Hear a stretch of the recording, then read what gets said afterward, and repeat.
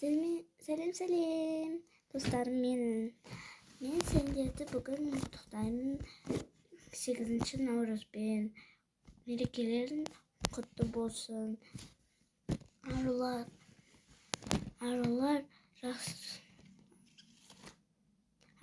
Аруларды құттықтаймын. Және ақ мамаларды құттықтаймын. Бүгін мен сендерге көрсетем. Мен қандай затымды сыйлық жасар едім. Мен әпкем қазір бір қызбен тұрды. Әшін кездесті.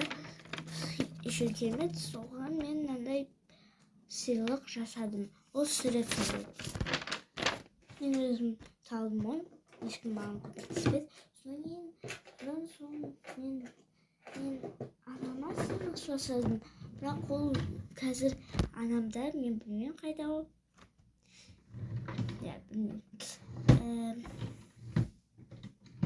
Ал мамаға мен 2 сыйлық істедім.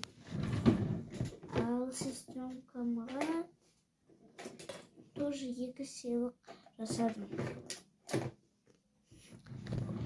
Біреусін көрсетем, және мынау бір подарокты көрсете аламын, ал екінші подарокты вроде тауып жіберейін. Жүрейік.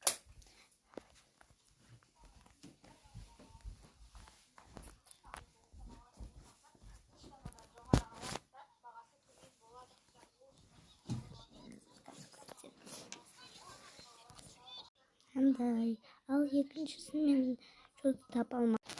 Сондай шықты. Мен сендерді жақсы көремін. Құттықтаймын. Қайта.